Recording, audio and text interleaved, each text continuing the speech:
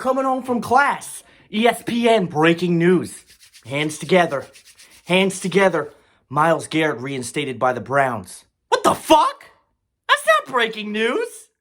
Breaking news? Breaking news is when someone comes jetting up the stairs, disregarding any of his surroundings, and bursts through your door without a concern for anything, telling you, did Kobe Bryant just die in a helicopter crash?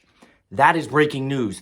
Breaking news is supposed to make me stop what I am doing immediately to consume the information that is provided before me. Who gives a shit about Myles Garett? Oh, Myles Garett, breaking news! I don't care. And he better watch himself because Myles Garett is on very thin ice because has anything that comes close to what he did happen again, his NFL career is over. Anyway, folks, let's talk about a couple of topics today. This is some news and tea. Hit the link in the bio. $30 million on supercars. If you have the money, spend it. Is Antonio Brown apologizing because he has run out of financial support and he needs to get back in the NFL? Or is one night in jail legitimately changing him? Or does he just legitimately feel bad? Antonio Brown is clearly suffering from some mental illness, and he is definitely bipolar. If Twitter or any type of news outlet has showed you, Antonio Brown is certainly that. Myles Garett is reinstated in the NFL. We knew this was happening, but I did actually think that his suspension was going to be a little bit longer. I made the intro about breaking news. It's not breaking news. It's just news. They're going to say breaking news to kick off the show because they want to grasp your attention. Matt Hardy could be done in the WWE. I don't think he's done wrestling, but I think he could be done in the WWE. Potentially, he was written off of television Monday on Monday Night Raw against Randy Orton. That was a very good segment, and it should have closed the show because what closed the show, nobody cared about. WWE also announces that WrestleMania 37 is headed to Hollywood, and it might be something that I'm interested in going to if I could get myself straight and start to save money here. My friend Bobby did go to Houston for the Royal Rumble, and that does a couple things. It lets you experience life outside of your shelter and where it is that you reside, and it also gives you the chance to go to a wrestling event. If you have never been to a wrestling event, it is unlike anything else. Regardless of how crappy WWE product may be, nowadays you have got to go to a show at some point in your life, whether it's SummerSlam, WrestleMania, a house show, or anything. It is just something to experience, and it is a very good time. Also, Phillip Rivers announces that he's officially done with LA. We knew this about a month ago, but now he officially makes it important news into that situation. And maybe we'll talk about some basketball as well, exactly what is going on, maybe in the NBA world as well. I have never even touched NHL on this channel because I know hockey, I know teams, I know players, but I don't have the knowledge of it that I do for basketball, football, baseball, and wrestling. So that is kind of that. Baseball season is going to be coming up. We're definitely going to be covering baseball season. We're not going to be covering every game, but we're going to cover different things inside of baseball season. So ladies and gentlemen, go nowhere. Let's get started. First topic that we'll talk about is Antonio Brown. For those of you that have been living under a rock, Antonio Brown has been in the headlines for all of the wrong reasons. I would say more so the last year. His tide was cut with the Steelers. After quite a few good, successful seasons with the Steelers. Didn't end exactly how it was supposed to go. Signed with the Raiders. All of a sudden, there's a lot of problems with the manager. Antonio Brown has an injury, which is not really his fault. The helmet situation, again, that's personal preference. I wouldn't say that that's really Antonio Brown's fault. But that's kind of just where that went. The Raiders cut him after a bunch of problems, so he never got to play for the Raiders. Then we saw him go to the New England Patriots. Holy crap, Antonio Brown is on the New England Patriots. Can this really be happening? He played one game, and then he was cut. This is when the sexual assault allegations started to come out. And this is also when we saw multiple victims come out. Now, those sexual assault allegations have kind of been on a stalemate, no progression. If you want my personal opinion, which some of you value, some of you could care less about, I don't think that Antonio Brown sexually assaulted any women. Now, again, I have no proof. I have no bias toward Antonio Brown. So my opinion is completely invalid. That is just what I think. I feel like it would have progressed more had that happened. And I felt the same thing kind of with Porzingis in his situation. I do believe that an encounter did happen, but I don't think that it went down exactly the way that it said it was going down. So that happened. Then Antonio Brown, well, after he was cut by the Patriots, we didn't hear much from him. We heard a lot from him, but not on the football field. And then all of a sudden the playoffs came, And there were rumors that he was working out for the Saints, and the Saints really liked him. That never went through. And I don't know if that's because the NFL didn't officially clear him or just whatever the situation was. Just kind of with that. Now, Antonio Brown is apologizing. We also had the situation that was recorded, or not recorded, that was streamed on Instagram Live. They went live on IG, him yelling at, I guess, his ex and recording it. Now, it's one thing to have a situation like that, but to record it, it was kind of just, that kind of baffled me because it just shows how desperate he is at looking for attention. And that's kind of one of the things that I didn't really understand, just him doing that. Now he's apologizing to everybody. He's apologizing to Big Ben. I think he apologized to the Patriots. And just all of that. So it seems like Antonio Brown is heading in the right direction, but he has this bipolar type of mentality where it's kind of hard to really predict. Now, I feel like, could we see Antonio Brown playing for an NFL team next year? If Antonio Brown behaves himself and we don't see any type of negative influence coming from him, I think that we could see him on an NFL team, but I don't think it would be a very good NFL team because I feel like a lot of teams are afraid to take that chance on him, as they should be. We will not see him back on the Patriots. We will not see him back on the Steelers. I don't think the Raiders will even consider him. I just think that this is all good because you always want to give somebody the benefit of the doubt. But now the problem is can he maintain that behavior? Why is Antonio Brown doing this? Does he legitimately feel bad about the things he said? Is he out of money and he wants to get back in the NFL? Did the night in jail and just him being in jail change him? Because I think that for me, if I was Antonio Brown, I would kind of look at it as I am this God. I've been given God-given talent. Antonio Brown has the stats, the credentials, and he has the talent to be one of the best wide receivers in NFL history. And here I am sitting in a jail cell, and I should be out on the football field making history and being a role model and changing lives. So maybe that's what changed him, because I feel like that's what would change me.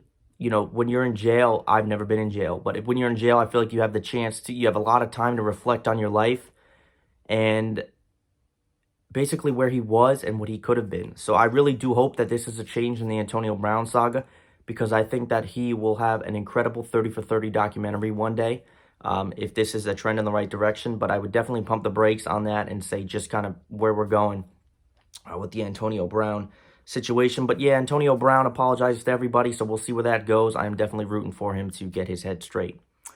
Myles Garett is reinstated in the NFL, and as I mentioned in the intro, that is breaking news to somebody, just not me.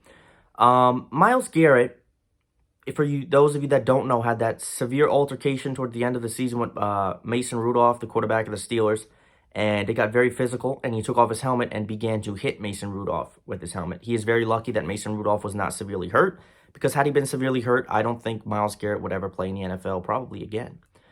He was suspended. It was definitely, to me, inappropriate, and I don't think that it was something that he should have done.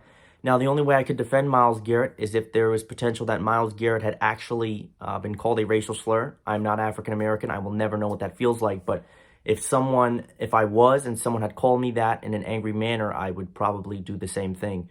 So that is where I would defend Myles Garett. But again, I don't believe Mason Rudolph did that. Don't know him, wasn't there. So he's reinstated, and they're going to give him another chance, and he better keep his head straight and cool his temper. Pushing and shoving is one thing, but when you use your helmet as a weapon to severely inflict damage on somebody, that is where it becomes a problem. So that is kind of just what I think about that. You know, he's on very thin ice right now, and that's the problem, is that he's still in the prime of his career. He can't afford another situation like this ever. If Myles Garett does this again, I do think the NFL will ban him, and I don't know if he'll ever play in the NFL again, and I hate to say it, but I think that he will be forced out into the XFL. I think, you know, not to trend backwards, but I think actually, now that I think about this, and I'm not just saying it because I don't want people to think I think the XFL is a land of rejects, I think Antonio Brown should play one season in the XFL. Keep his head on straight, play hard, prove to the NFL that he has changed, and he can progress forward. And if he does that, maybe somebody takes a chance on him. That's what I would look at as an owner. I would say that I would consider signing you, Brown, but we need to see that you are a changed person. Now, he probably would just say, F off, I don't need you. And that's where the angry Antonio Brown would come out. But that's just how I feel. Myles Garett reinstated. He's on very thin ice. He cannot afford another situation like that. So good luck with him. I don't really like the Browns. I think a lot of players on there are divas, and they cry about a lot and complain about a lot. And I just think that they're just very immature a little bit. So that's what I think about that. Matt Hardy involved in a segment on Monday Night Raw with Randy Orton, and Randy Orton is catching fire, and it's happening at the right time. Matt Hardy was supposedly written off of WWE television after being assaulted by Randy Orton. Matt Hardy came out to the ring and he stated that, listen, I was not friends with Edge, but what you did was wrong.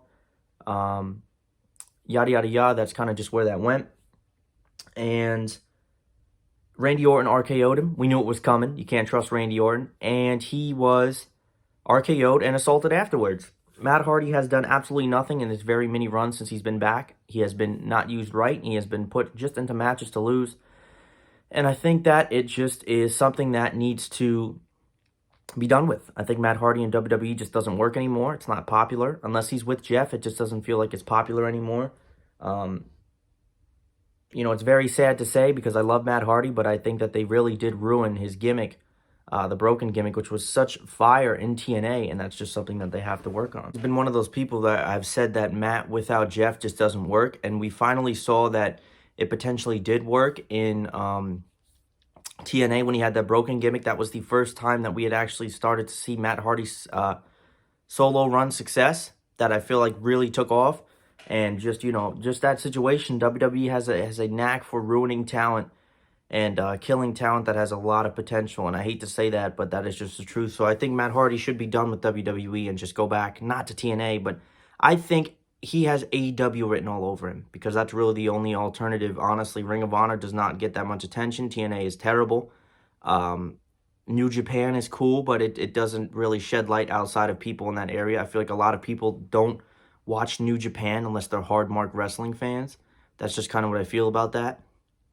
So that is kind of just that situation. WWE also announces WrestleMania 37 location, and this is a banger. WrestleMania 37 is going to be in Hollywood. I don't know exactly where. I don't know if that's going to be a specific arena that they have in Hollywood. I don't know exactly off the top of my head.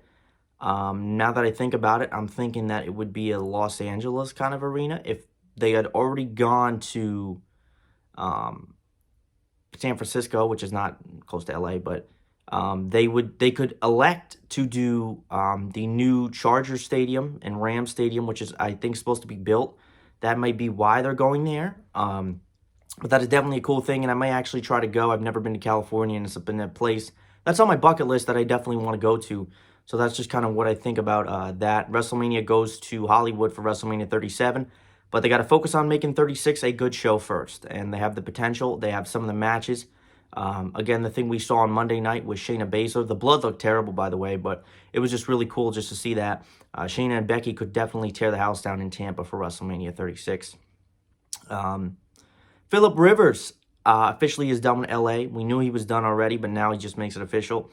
He bought that house in South Florida, and I've said the only place for him to really go is Tampa. I don't think that he's not going to go to Miami because Miami, Fitzpatrick isn't the franchise guy, but they're sold on him at least for right now. And my dad actually mentioned Marcus Mariota potentially going to Miami, and I think that could be a cool thing.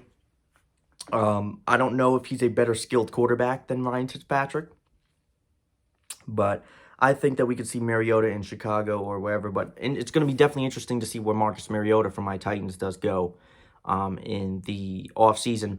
But like I said Tampa because Winston is I don't think he's an awful quarterback. I just don't think he's a good quarterback. You could throw all the touchdowns you want. Your receivers can make you look good. But if you have that many damn interceptions, something is clearly wrong with your skill set. And I think that Rivers could start in Tampa with 1 year, and he could teach Winston, and we could see what happens from there. But I think that Phillip Rivers will go to Tampa Bay. Jacksonville is another possibility, but I still think that they're sold on Minshew, even though I haven't seen enough of him to be sold on him. Miami's not going to happen. I don't see it. Jacksonville could happen. Tampa Bay is really the best situation. I mean, even Florida in general, they're not. I don't think there's any team in Florida that's completely sold on a quarterback. Jacksonville is probably the closest thing to being sold on a quarterback. Miami has Fitzpatrick, but I don't think he's long-term there. Rosen was absolutely god-awful in any game that he played. Miami, like I said, Jacksonville, Tampa Bay is really the best. I mean, Tampa Bay is probably the place to go. Now, what do the Chargers do for quarterback? Does Tom Brady go to L.A.? It's just, the quarterback situation on like a separate video for that is just really interesting. Drew Brees still hasn't made his mind up. I still think he's coming back for another year. And that's just kind of where I go with that. I'm not going to talk too much NBA on here. This video is actually a lot longer than I want it to be. Maybe I'll jump on a podcast for that. But ladies and gentlemen, thank you for watching. That is just some info and different things that I wanted to mention with different situations. The pleasure is always mine.